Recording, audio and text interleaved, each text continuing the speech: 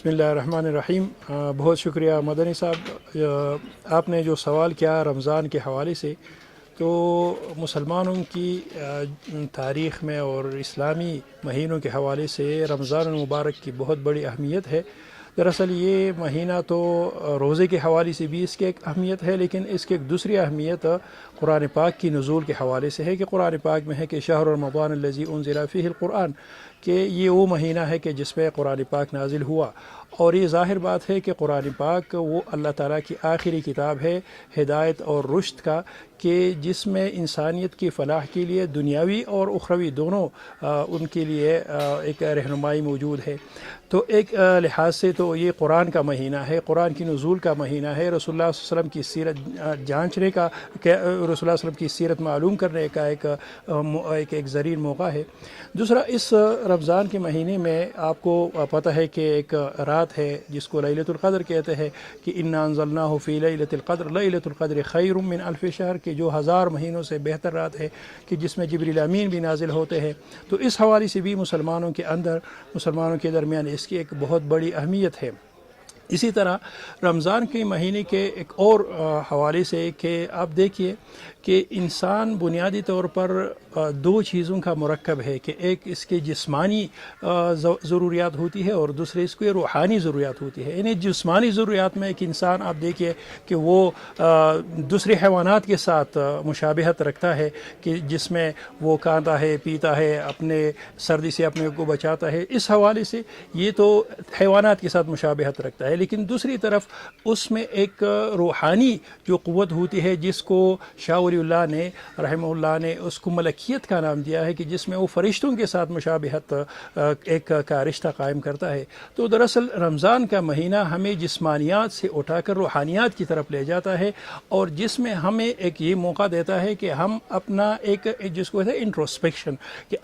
अपने बातिन की तरफ सोचें और अपने अखलाकियात की तरफ सोचें। अपने बातिन से मुराद जब हम देखते हैं कि अब दो चीज़ें हैं। अब देखो कि अल्लाह ताला की जो मखलूक है उसमें एक लफ्ज़ आपको खल्क नज़र आता है और एक आपको खुल्क नज़र आता है। यानी खल्क का ताल्लुक़ तो ज़ाहिर से है कि जिसमें आप खाते हैं, पीते हैं, आप अपने लिए बेहतर जगह का इंतखाब करते हैं कि वहाँ पर रहे। और एक खुल्क है जिसका ताल्लुक़ आपके अंदर से है, कि आपके जो अखलाक़ी जो मायारात होते हैं, कि आप में एतदाल हो, आप में अच्छे जो सिफ़ात हो, आप में सिफ़ात हसना पैदा हो जाए। तो ये जो तमाम सिफ़ात है अल्लाह ताला रमज़ान का महीना आपको अल्लाह ताला की ज़्यादा करीब कर देता है, क्योंकि आप पूरा दिन न खाते हैं न पीते हैं, और पूरा दिन आप ये सोचते हैं कि मैं एक ऐसे दिन एक ऐसा मौका आएगा कि जिसमें मैं अल्लाह के सामने हाजिर होऊंगा। जो नेमत अल्लाह ने मुझे दी है उन सब नेमतों का मुझे हिसाब किताब देना है। तो ये जो मौका होता है 12 घंटे 15 घंटे 17 घंटे जो मौका होता है, कि हम उसमें मुसलसल इस पर देखें और उस पर गौर करें। और दूसरी बात ये कि हमें ये इंसानियत का दर्स भी देता है, कि हमें अपने इर्द गिर्द देखें कि बहुत सारे लोग ऐसे होते हैं जिनको अल्लाह ताला ने उनकी जो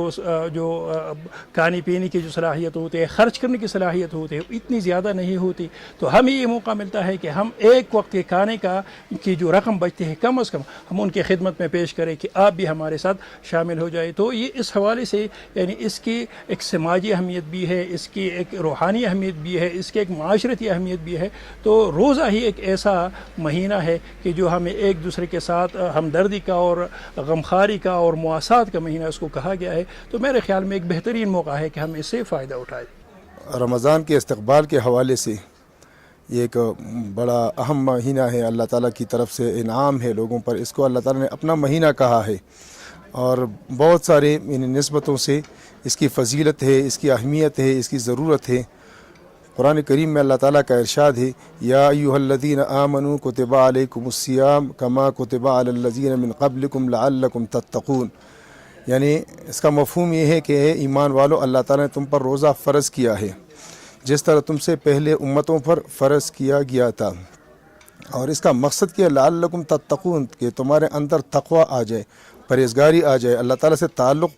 पैदा हो जाए। रोज़ा के तो बड़े सारे वो निस्बतें हैं और ये हवालजात हैं। तो इसी तरह इसमें यह है कि हमारे यहाँ इंसानियत के साथ हमदर्दी पैदा हो जाए। तक़वा के लिहाज से तो ये है कि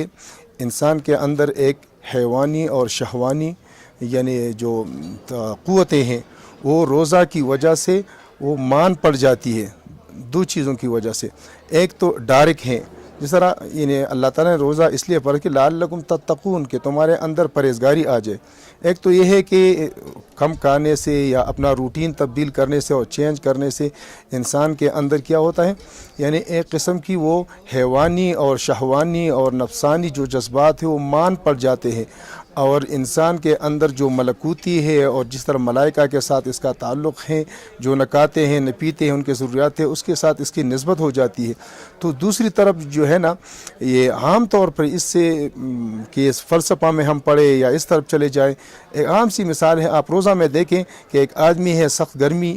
کا موسم ہے اور اپنے کمرے میں بیٹھا ہے، اور کمرے میں ساتھ ہی فریج بھی لگا ہوا ہے، اور فریج میں ٹھنڈا پانی ہے،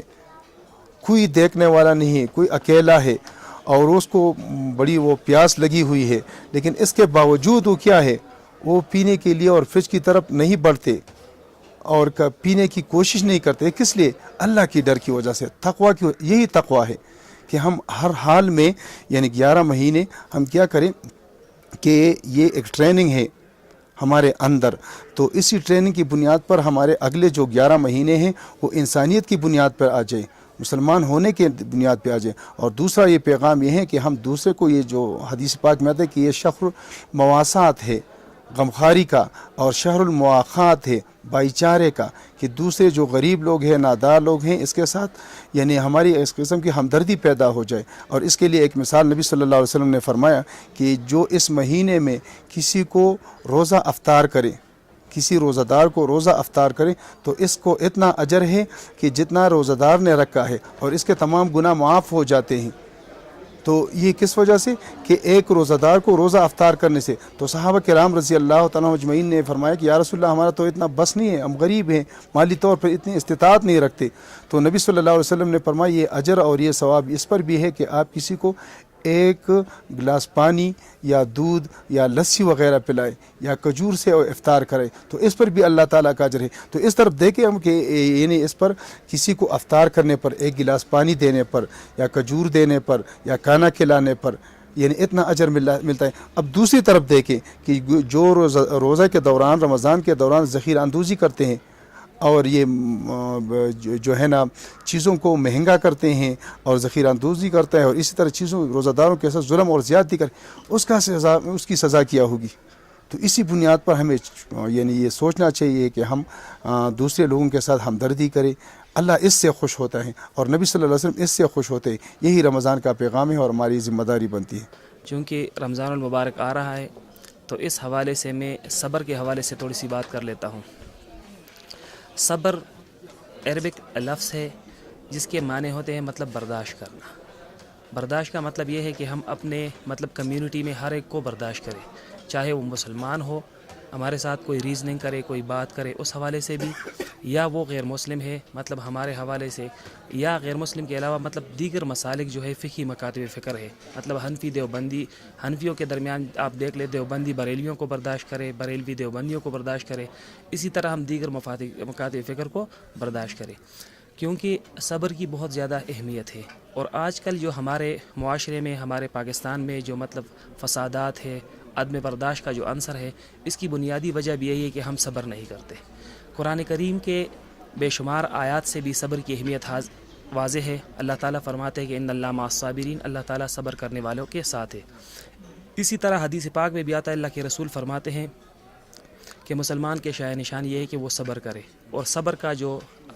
پھل ہے، جو آخری درجہ ہے، وہ جنت ہے. اسی لیے بحیثیت مسلمان ہمیں چاہیے کہ ہم عام دنوں میں بھی صبر کا بہت زیادہ خیال رکھیں، اور اسپیشلی رمضان کے دنوں میں تو اس کی اہمیت اور بھی بڑھ جاتی ہے. کیونکہ رمضان ایسا مہینہ ہے جو ہمیں مطلب صبر کی تلقین کرتا ہے. جس طرح ایک مسلمان صبح سے لے کر شام تک کھانے پینے اور ہر ایک چیز سے رک جاتا ہے، تو اسی لیے یہ ہماری ایک ٹریننگ ہے کہ ہم رمضان کے ٹریننگ کو پورے سال کے لیے امپلیمنٹ کریں، اور پورے سال جو ہے نا ہم صبر سے کام لیں. اسی طریقے سے ہمارے معاشرے میں امن آ سکتا ہے. اللہ تعالی ہم سب کو صبر کی تلقین عطا فرمائے. جس مہینے سے ہم گزر رہے ہیں، اور جو مہینہ جو ہے وہ شروع ہے، رواں ہے، شعبان کا مہینہ ہے، اور شعبان کے بعد آنے والا مہینہ جو ہے وہ رمضان المبارک کا ہے. بیسیکلی شعبان میں رسول اللہ صلی اللہ علیہ وسلم انہوں نے جو کثرت سے روزے رکھے ہیں، کیونکہ یہ مہینہ بھی رمضان کے لیے ایک مقدمے اور تمہید کی حیثیت رکھتا ہے جی، تو اسی لیے رمضان میں شریعت کی جو تعلیمات ہمیں دی گئی ہیں چاہیے یہ کہ ہم ابھی سے اس کے لیے تیاری کریں۔ رمضان المبارک میں رواداری اور برداشت اس کے حوالے سے اگر صحیح بخاری کی حدیث کو میں کوٹ کروں اور اس کا حوالہ دوں، رسول اللہ صلی اللہ علیہ وسلم فرماتے ہیں کہ ابن آدم کا ہر ایک عمل جو ہے وہ اسی کے لیے ہے، جبکہ اللہ فرماتے ہیں کہ روزہ میرے لیے ہے اور میں ہی اس کی جزا اور اس کا بدلہ جو ہے وہ دوں گا۔ اور پھر اسی حدیث کے الفاظ میں یہ آتا ہے کہ رمضان المبارک میں اگر ایک بندہ وہ یا روزے کی حالت میں اگر ایک شخص وہ آپ کے ساتھ جھگڑتا ہے یا وہ آپ کے ساتھ گالم گلوچ کرتا ہے، فَإِنْ صَابَهُ أَحَدٌ أَوْ قَاتَلَهُ فَلْيَقُلْ إِنِّي امْرُؤٌ صَائِمٌ، تو جواباً آپ کو یہ کہنا چاہیے کہ میں روزے سے ہوں اور میں روزہ دار ہوں۔ یہ تو روزے کی حالت میں تو یعنی شریعت نے آپ کو یہ تعلیم دی ہے کہ اس میں بندہ جو ہے وہ برداشت سے، لیکن آج افسوس کی بات یہ ہے جتنا سال بھر میں ہم جھگڑوں کا مشاہدہ نہیں کرتے تو اتنا رمضان المبارک میں آئے دن صبح سے لے کر شام تک ہم جھگڑے جو ہیں وہ کثرت سے دیکھتے ہیں، کیونکہ لوگوں میں جو برداشت ہے اور لوگوں میں جو رواداری ہے اس میں نہایت طور پہ کمی آئی ہے، کیونکہ شریعت نے روزے کو جس وجہ سے مشروع کیا ہے تو صرف اس لیے نہیں کہ بندہ صرف خوراک سے کھانے پینے سے منع ہو جائے، بلکہ اس میں بندے کی جو اخلاقی تربیت شریعت کی مقصود ہے، اگر وہ اخلاقی تربیت جو ہے وہ نہ ہو تو حدیث میں آتا ہے مَن لَمْ يَدَعْ قَوْلَ الزُّورِ وَالْعَمَلَ بِهِ فَلَيْسَ لِلَّهِ حَاجَةٌ أَن يَدَعَ طَعَامَهُ وَشَرَابَهُ، تو پھر اللہ کے لیے کوئی یہ حاجت اور ضرورت نہیں ہے کہ بندہ جو ہے وہ اپنا کھانا پینا جو ہے وہ چھوڑ دے، کیونکہ روزہ جو ہے وہ صرف کھانے پینے سے رکنے کا نام نہیں ہے، بلکہ یہ مستقل یعنی اس مہینے میں ایک مسلمان کی تربیت کرنا جو ہے وہ مقصود ہوتا ہے۔ تو اسلام ہمیں رواداری کا اور ایک دوسرے کے ساتھ ہم آہنگی کا اور ایک دوسرے کو برداشت کرنے کا اسلام ہمیں یہ درس دیتا ہے، یہ سبق دیتا ہے، اور خصوصاً رمضان المبارک کا جو مہینہ آ رہا ہے تو اس میں اس چیز کو تو پریکٹیکلی ہمیں یہ کرنا چاہیے تاکہ اس ایک مہینے کی تربیت کی وجہ سے آئندہ کے جو 11 مہینے ہوتے ہیں تاکہ ہم اس میں ہماری اس مہینے میں تربیت کی بنیاد پر ہم ان مہینوں میں ویسا ہی کردار ادا کر سکیں جو اسلام ہمیں روزے اور رمضان کی شکل میں دینا چاہتا ہے۔ روزہ مسلم معاشرے کا ایک بڑا اہم رکن ہے۔ ایک پہلو سے دیکھیے تو یہ فرض ہے، فرد پر جو بنیادی اسلام نے فرائض عائد کیے ہیں ان میں سے روزہ انفرادی طور پر آپ پر فرض ہے، لیکن اس کا ایک کلچرل پہلو بھی ہے، اس لیے کہ جب مسلم سماج میں سب لوگ روزہ رکھ رہے ہوتے ہیں تو خاص کلچر پیدا ہو جاتا ہے اس کے اندر، لوگ آدھی رات کو سحری کے وقت جاگ رہے ہیں، اس کے بعد سے ایک خاص طرح کے دن کی مصروفیات ہیں، شامیں خاص طرح کی ہوتی ہیں، رات مساجد آباد ہو جاتی ہیں، تو ایک خاص کلچرل پہلو بھی ہے اس عبادت کا جو ہمیں پیش نظر رکھنا چاہیے۔ اس میں چند چیزیں بڑی امپارٹنٹ ہیں جو انسانی رویوں سے متعلق ہیں، کلچر سے متعلق ہیں۔ ایک بات تو یہ کہ صبر سکھاتا ہے روزہ، یہ ہمیں بتاتا ہے کہ کیسے اپنی خواہشوں کو روکنا ہے اللہ کے حکم سے، کیسے اپنے آپ کو پابند کرنا ہے ان احکام کا جو اللہ تعالیٰ نے دیے۔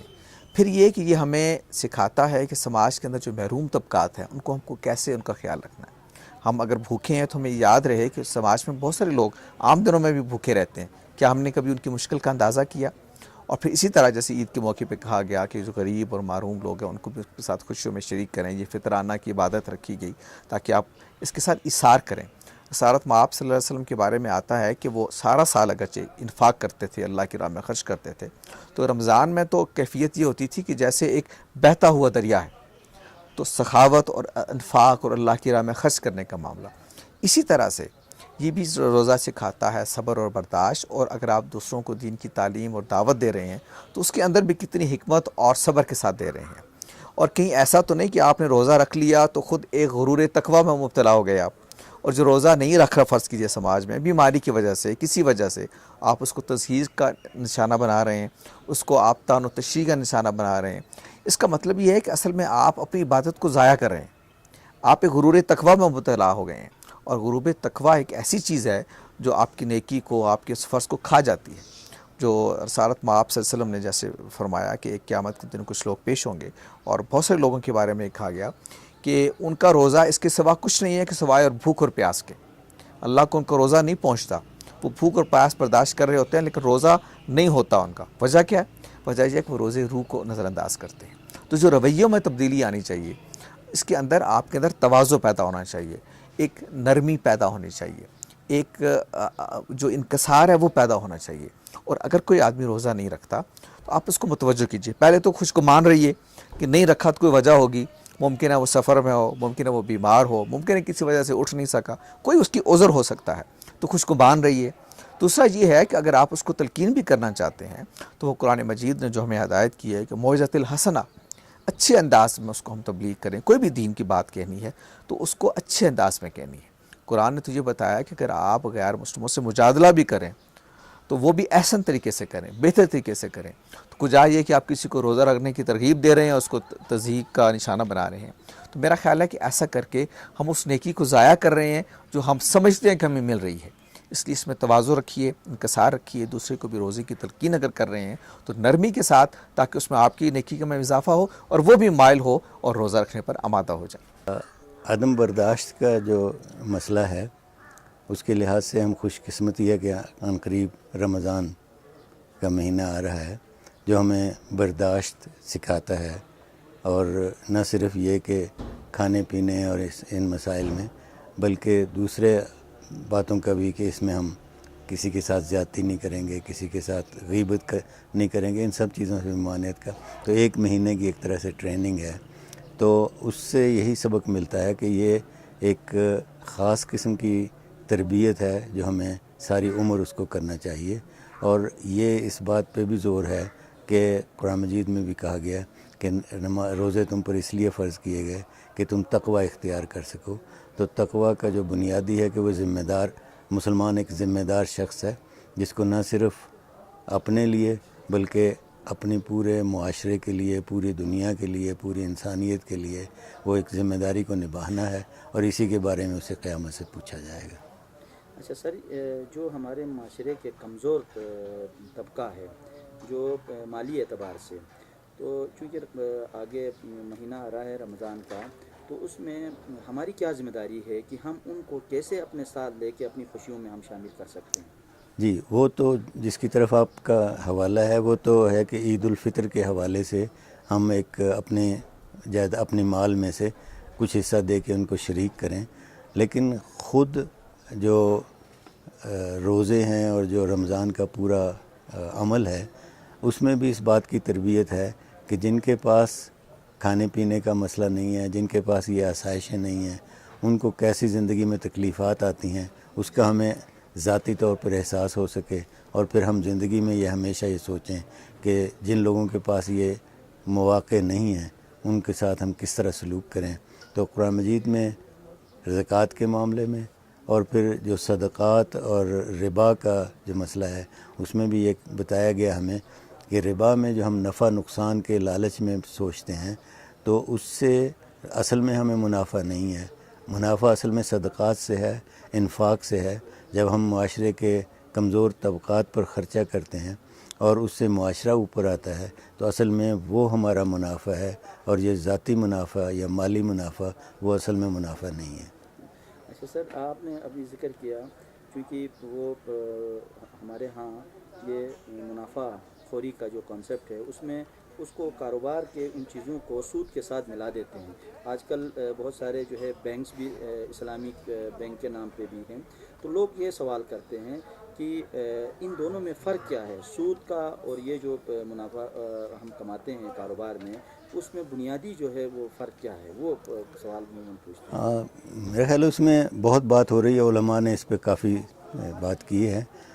بینکاری جو ہے نا وہ سرمایہ داری کا نظام ہے، اور سرمایہ داری میں بنیادی جو انسان کی کمزوری سے فائدہ اٹھایا جاتا ہے وہ لالچ ہے. تو وہ لالچ کے ذریعے ہی ان کو پھر اپنے کام ان سے نکلواتے ہیں، اور جو پورا ایک نظام ہے وہ لالچ پہ بنیاد پہ ہے کہ لالچ کی بنیاد پہ اس سے کوئی بھی کام لیا جا سکتا ہے، اس کو منافع کے لالچ میں، اس کو کاروبار میں جو رسک ہے وہ بجائے شیئر کرنے کے، دونوں کے نفع نقصان میں شرکت ہو، اس میں نقصان اس کے اوپر ڈال دیا جاتا ہے، نفع خود لے لیا جاتا ہے۔ یہ جو سرمایہ داری کا پورا نظام ہے اس کو توڑنے کے لیے انفاق اور صدقات کا تصور ہے کہ آپ جتنا لوگوں پہ خرچ کریں گے، جتنا آپ صدقات کی شکل میں دیں گے، حکومت کو مضبوط کریں گے، معاشرے کو مضبوط کریں گے، اس سے معاشرہ اس میں فلاح آئے گی اور وہ سب کے لیے منفعت ہے اس میں۔ اور یہ جو تصور ہے یہ سرمایہ داری کو توڑنے کے لیے ہے۔ ہماری کوشش جو اس وقت ہے کہ ہم ایک اسلامی نظام کو قائم کرنے کے لیے اسی چکر میں پڑ جاتے ہیں جس میں سرمایہ دار پڑھ کے اس تجارت کو اور بینکاری کو ایک کامیاب بنانے کی کوشش کرتا ہے۔ تو کامیابی کا معیار اگر ہم منافع رکھیں گے تو پھر ہمیں خطرہ ہے کہ ہم اسی گردش میں پڑ جائیں گے جس میں پہلے موجود ہیں۔